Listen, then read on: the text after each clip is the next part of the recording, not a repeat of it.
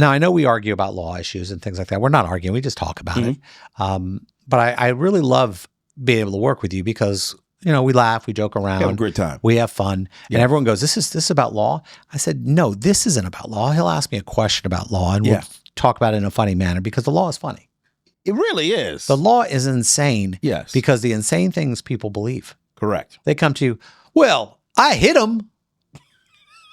Well, I guess we're done. We're done. No, you don't understand, Jeff. Let me tell you. It's not the way you think it is. Okay, well, tell me what happened. Well, you see, he was looking at my girlfriend. Oh, okay. Okay. Well, there's an exception. Yeah, there you go. To the I shot him in the face. Exactly. He was looking at my girlfriend, shot to the face exception. Well, Your Honor, clearly you understand. Clearly it's a defense. Correct. To you physically assaulting somebody. Mm-hmm. Yes. Now, the only time you could use that is to, let's say, make the judge feel a little worse. Really? Or better. Okay. If the judge feels like the victim had something to do with it a little bit, okay, the punishment's going to be less. He's still going to say, hey, you were wrong. You were wrong. Yeah. And I'm going to give you're going to owe $3. But I don't do criminal defense anymore, but I do civil cases too, where somebody will say something and they'll be offended. He said online and I want to sue him. Oh, was it true? That's not the point. No. He said, like here's the thing, the small penis thing. Oh. Every guy wants to sue over a girl. If she says it online. Yeah. An ex-girl they just broke up with says he had a small penis. I said, is it true? Does that usually stop the whole conversation? It could stop the conversation. And dead. we're done. Got dead. It. Got it. Dead. Got it. And the guy goes, well, it's average. I said, average Asian, average Anglo, average Hispanic. Tell him, I got a black friend. I said, bring him in. And this is my life. I have to Google average penis sizes. Wow. And it'll show me in the U.S. And believe it or not, it's a quarter of an inch different. It's at a half an inch difference. So your Google search history must be nasty work. Oh, man. Your search. I pay HR, and they're mad at me. Yes. Jeff, did you Google this? Jeff. Listen. Jeff. See, HR scares me. They scare me too. And I own the place. Yeah. HR comes in, and HR is my office manager. Yeah. And she comes in, she goes, Jeff, can I talk to you? No. I don't, whatever. Anybody starts off a conversation with, can I talk to you? It means you did something. Say no. You did something. Yeah. Nope. It just go. Or if you really want to get out of the conversation, which the person won't allow you, reach around and cup the right underneath your butt and give that horrified look. And they'll think you pooped yourself. And nobody wants to have a conversation. Nobody wants to have a conversation if you pooped your pants. Nope. Nobody wants to talk to you. You scared me so much. I got And every time they come in, you just reach, kind of shake a little. They'll That's go. funny. They'll start sliding notes under your desk. I've had talks with HR, never ended well. No, never ended great. Where I'm like, I left there going, thanks, guys. Nah. Jeff, did you tell this guy that his people were SAing him? Well, I had to think about it. Yeah. Because normally it's all about a conversation you had years ago. It's always months ago or something. And they go, did you say that? And you're going, could I have said it? That's where I go. That's what the first thing I think. I said, would it be something I would say? And sometimes I'm going, yeah, that sounds like me. My question would always be, was it funny? Because I probably said that. I had somebody come to me and say, I remember this one. HR came to me. They said, well, somebody else, and it was somebody filed a complaint against me, a company, and he was filing it for somebody else on his way out the door. And he said, Jeff said something racially insensitive to another employee, asked him to change his name because he couldn't pronounce it. That's not race. I was going, I would never have done that. Yeah. Because I think about the jokes we make, and most of my jokes are against me. But if we're friends, very rarely do I think about issues like that. In fact, normally I think about the shock joke. Yeah. Like my humor is normally based on, it sounds really normal, and then smack. And the smack takes about 5 seconds to hear to register, yeah. Like when we do our other radio show, there are a lot of smacks. A lot of smacks. And I can always tell that it was a quality smack because one of our co-hosts, Ken Miller, gets it about 7 seconds after he said it. It will stop. It stopped the whole show. Wait a minute. This dude said he needs to stop it. He goes, that joke actually went through. Yeah.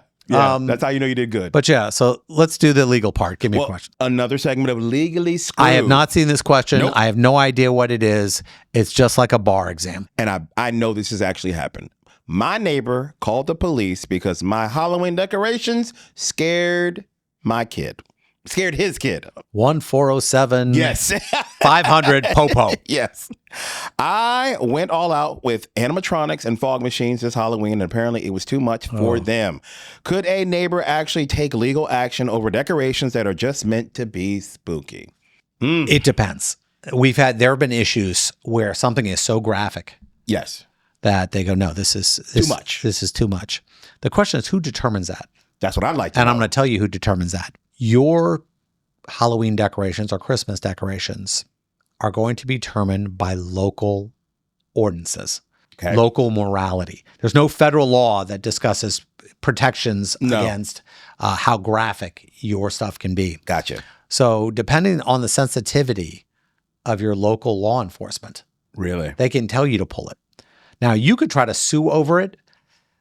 Okay, the hardest thing for me to do is to tell the truth about our system because I work in this system. And it's like I'm a whistleblower. So here's the biggest whistleblower issue. Judges are very concerned over the prosecutors, the district attorneys, the state attorneys, the people who they need their endorsement to get elected. I was going to say that. Okay. So if an article comes out that says Judge OK's bloody corpse in front seat, and it's like Judge Smith, this judge goes, wait a minute, the guy who wants to run against me is going to use this against me. Correct. So judges, when they're elected, are very aware. When they're not elected, they're also aware if they want to get promoted to the next level. So right now in our community, anytime you see a local federal judge make a ruling, ask yourself, is that based on his politics? Is it based on the locale?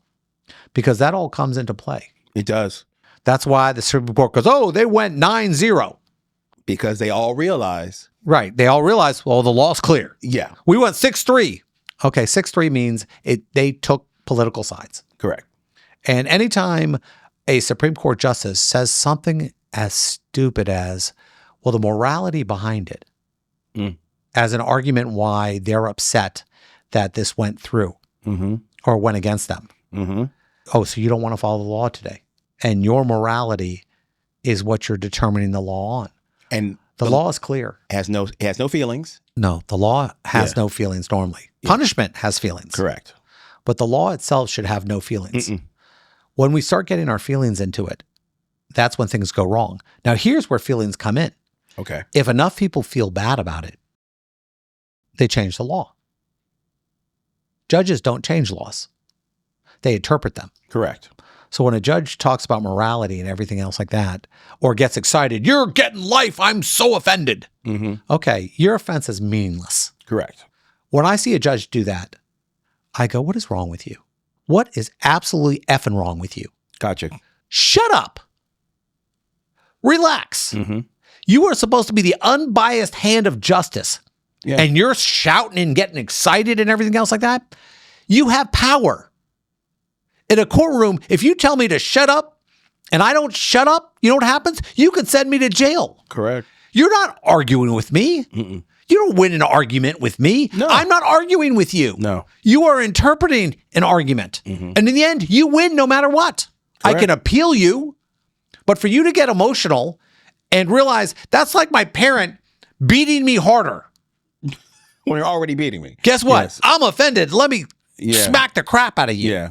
Okay, I know you didn't do anything, but I'm going to beat you. Anyway, yeah. Okay, how does a judge beat me? He rules against me.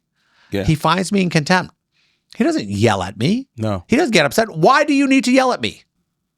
It's pointless unless you are out of control. And you don't need to be out of control because you are the control. Correct. So anytime these judges get up and they write these articles and they post things in People magazine, oh, I'm offended by this.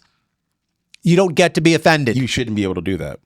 Yeah. You're the police. Yeah. It's like police officers getting mad.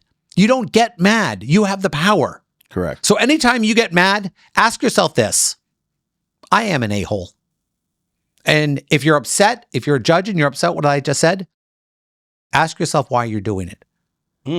And don't say, well, I'm human. You don't get to be human. You get to interpret facts. You get to sit there. You are the guide to all this. You're the one who is in charge of this circus. You don't need to beat people. If I do something wrong, there are penalties for that. And one of the penalties isn't you yelling at me. No. Or yelling at the defendant or something else like that. You can simply say, you have a choice. You can testify or not. I have all the power. So use it appropriately. Don't get up and go, well, I want the next job. There's a double standard when I say this. There are certain professions where you're not allowed to have a bad day. No. You're also supposed to be honest. If you have a problem, if you have a drinking problem and it's affecting your job, imagine what you're doing is working in a nuclear facility. You're putting so many people at risk. You put the people in front of you at risk. And we had a local judge who treated people so poorly that when he finally got burned, he claimed he had OCD. And that's the reason why he can't control his conduct. Really? And then the question I want to ask is, when did you discover you had OCD? There you go. So your supposed disability doesn't allow you to do this job, and people were harmed because of your disability. And I can guarantee if somebody in a wheelchair got up and said, well, the reason why everyone died was because I couldn't do this job because I'm in a wheelchair. Like, I can promise you this, no fireman is going into a burning building in a wheelchair. Correct. He can work for the fire department. Yeah. But if he can't do the job, he's not going to be able to There's do no it. forgiveness on this one. Correct. Yeah. I'm sorry if that sounds harsh, but after 30 years of practicing law, I think it's important for us to re-examine our system sometimes. And the only way you can do that is from the inside.